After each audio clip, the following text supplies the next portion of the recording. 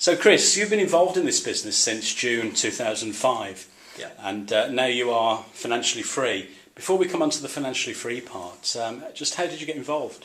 I got involved, John. I met a guy who gave me his business card, and when I met him, he's an ex-police officer, ex-bricklayer actually, and he was living for 3 weeks out of every month in the south of France with his family, and he only worked 1 week a month in the UK, and I think when you meet somebody like that, you need to find out what they do, and that's exactly what I did, and that's how I got involved in the business. Okay, excellent. Now, I know that you travelled around Europe for 201 days last year. Yeah. What happened to the business while you were away? Really interesting. I was travelling around Europe, as you say, for 201 days in a motorhome, really enjoying myself. And as with most businesses or jobs, when you're not working for 6 months, you don't get paid. But in fact, every single month I got paid, month in, month out. In fact, my income went up while I was away.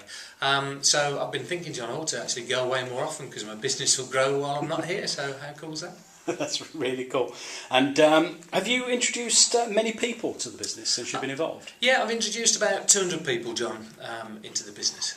And from those 200 people, is there any specific type of individual that can be successful? I think one thing that is important, doesn't really matter what anybody's background is, what their education is, what their beliefs are, but if they've got the 3 Ds, a little bit of desire, determination and drive, that's important. But we've got professionals involved, we've got bank managers, solicitors, barristers, doctors, dentists, we've got trades people, skilled people, you know, carpenters, plumbers, electricians, those type of people, teachers, police officers, firefighters, mums, you know, with young children.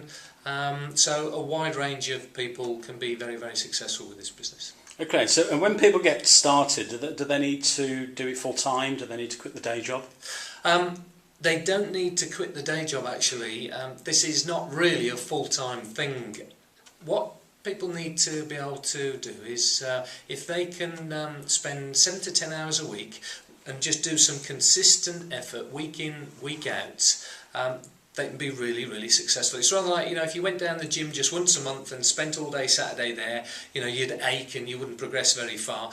And really with this business, it's not about doing, you know, a huge amount of just once every month. It's just consistently each week, each day, maybe touching your business, and as I say, 7 to 10 hours a week, and you can build a wonderful business part-time alongside what you're doing at the moment, and it won't be affected. So.